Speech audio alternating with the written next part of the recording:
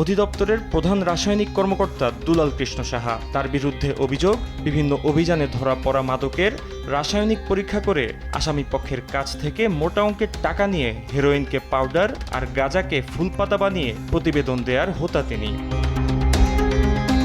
রাজশাহীর গোদাগাড়ীতে পুলিশের অভিযানে জব্দ হওয়া 5 কেজি হেরোইন ও চট্টগ্রামের সীতাকুণ্ডে যৌথ অভিযানে 2 কোটি টাকার হেরোইনকে মোটা অঙ্কের টাকার বিনিময়ে অসম্পূর্ণ প্রতিবেদন দেন ডক্টর দুলাল কৃষ্ণ সাহা।